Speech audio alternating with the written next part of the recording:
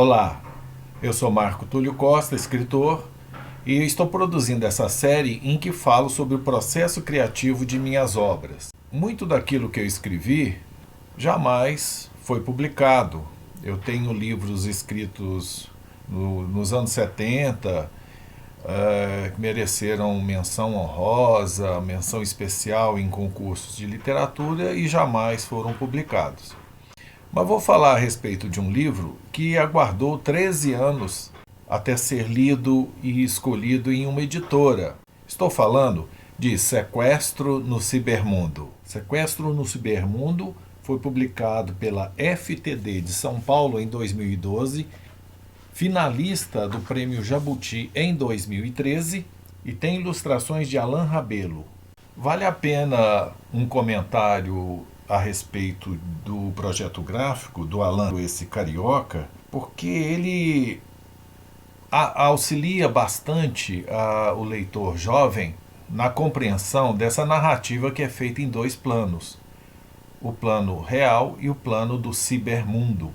Alain Ribeiro, ele tem uma larga experiência e inclusive em storyboard de filmes, né? Ele trabalhou, por exemplo, em produções de longa-metragens como Tropa de Elite, Cidade dos Homens, etc. Logo de cara, quando abrimos o livro, está aqui: não se perca na jogada entre mundos, né? De um lado, um mundo real apresentando Ícaro, Eurico, que é o pai do menino, Lívia, que é a mãe, Cláudia, que é a empregada da casa, e Pedro, o melhor amigo. E do outro lado, os personagens são ciberegos, né, desses personagens, além daqueles outros que estarão envolvidos na trama. Como eu disse, a narrativa do livro vai em dois planos.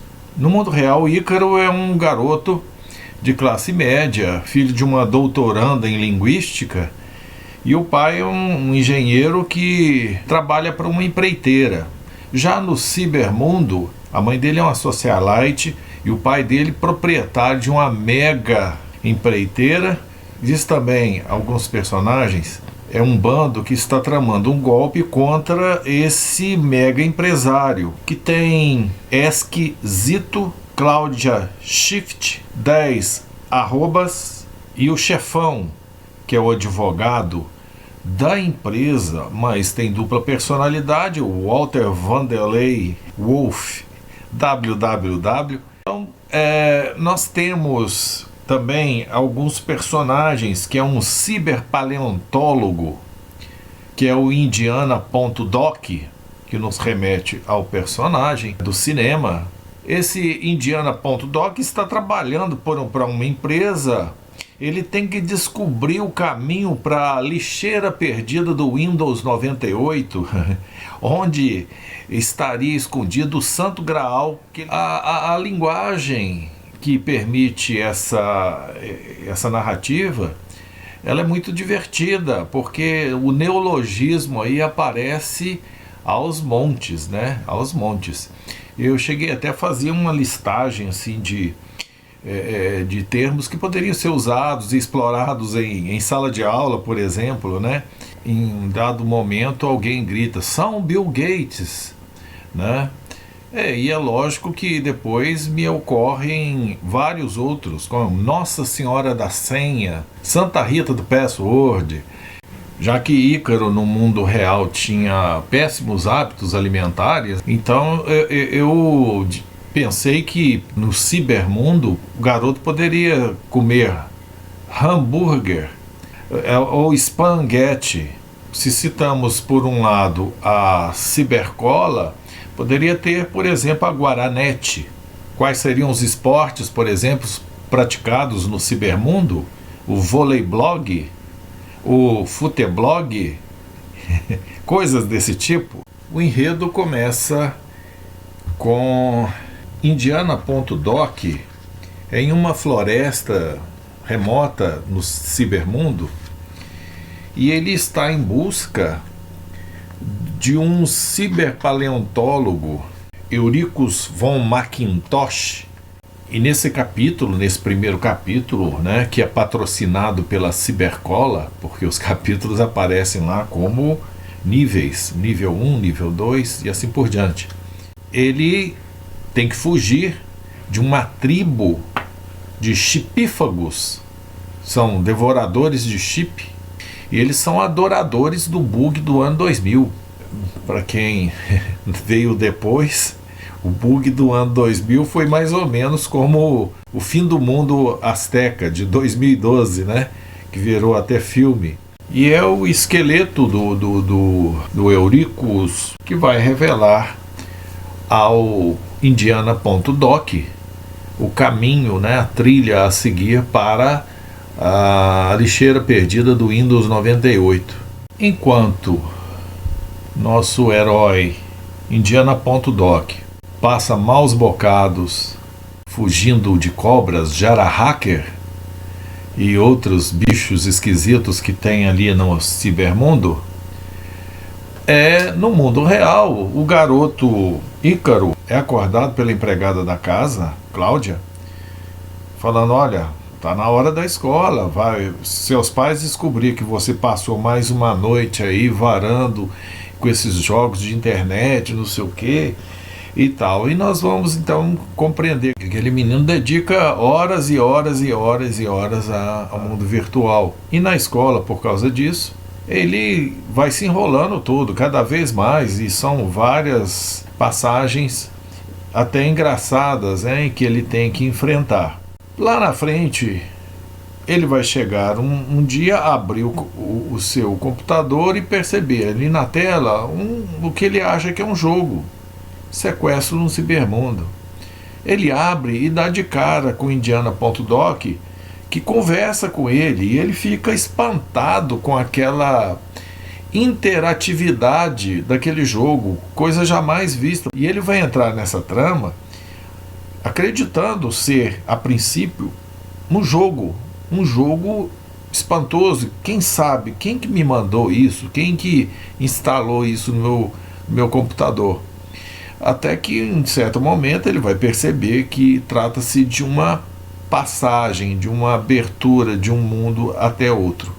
Aí ele vai ter um relacionamento com seu ciberego, o outro Ícaro, e aos poucos os dois vão se articulando contra a situação que vai ser criada pelo grupo de WWW, o Walter Vanderlei Wolff. No fundo, no mundo real, a discussão principal é sobre relacionamento em família, relacionamento de pessoas que são dependentes da internet, enquanto no outro plano nós temos ali uma história policial ou ciberpolicial, como queiram. Sob o contexto em que foi escrito, eu trabalhava na área de comunicação na FESP, Fundação de Ensino Superior de Passos, aqui na minha cidade. Tinha ali uma convivência com o pessoal do curso, né, do curso e do serviço de informática. E havia toda uma preocupação, né, com relação à questão do bug do ano 2000, né? Podem pesquisar aí. E lá é que eu tomei conhecimento de alguma conversa sobre o desenvolvimento, né, os caminhos da internet, né, que estavam surgindo. Até 95, né, a internet nem era disponível para o público em geral. Só a partir daí, de 95, que a internet pôde ser acessada por pessoas fora do ambiente de empresas e fora do ambiente de universidades. Então, em 99, a questão da internet era muito nova no nosso país. Só para lembrar, é uma época em que a internet era discado, né? Tinha esse barulho aí, ó. Isso nos remete, para alguns é o barulho do passado, mas naquela época era o ruído do futuro. E de fato, hoje nós estamos aí numa época em que um celular tem mais tecnologia, tem mais memória do que a Apollo 11, que possibilitou ao homem pousar na Lua. De certa forma foi um pouco profético o livro, né? Naquela época eu Eu sabia que já havia os primeiros chats, mas nunca tinha entrado num. E eu vou falar para vocês, a primeira vez que eu experimentei entrar em um daqueles chats de conversa, eu não consegui me libertar da pessoa, do físico. Eu não sabia. Minha cabeça não conseguia trabalhar com essa questão de eu ser alguém virtual. E eu entrava naqueles chats de conversa, ouvia aqueles bate-papo ali entre várias pessoas. Eu ficava pensando comigo, o que significa isso? Mas eu me senti desconfortável, como alguém que abrisse a porta de uma sala e entrasse por engano, e eu olhasse para a cara de cada um ali e falasse: opa, desculpa aí, foi mal, e saísse. Eu tinha vergonha de entrar naqueles chats. Tive que entrevistar também pessoas para me falar a respeito desses jogos e tal, que eu não conhecia grande coisa não. Então tem esse caráter um tanto quanto profético, né? E o livro já toca em algumas questões que estavam acontecendo à época em que ele foi aceito na editora FTD. Como eu disse anteriormente, o original foi terminado em junho de 1999 e só publicado em 2012. Em uma área tão dinâmica quanto à informática, a editora perguntou se não queria dar uma olhada para ver se precisava atualizar alguma coisa. Dando uma lida, achei que não precisaria. A única mudança, na verdade, para fazer uma contextualização, está aqui na página 20, nível número 4. Enquanto isso, numa estranha civilização fora do cibermundo, às 6 horas, 20 minutos e 12 segundos de uma pavorosa segunda-feira, também no distante ano de 1999, e com esse Era Uma Vez, pronto, a questão aí está resolvida. Também aqui no nível 32, temos uma bronca que a mãe de Ícaro vai dar porque ela recebe a conta telefônica. Como eu disse, era o tempo da internet discada, né?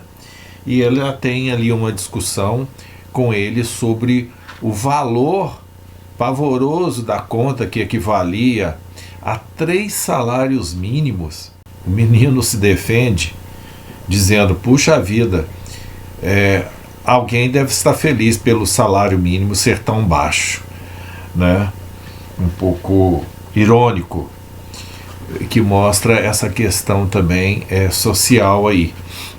Mas a mãe segue adiante falando da preocupação dela, e ela pergunta para ele: já ouviu falar da desordem patológica de adicção à internet, hein?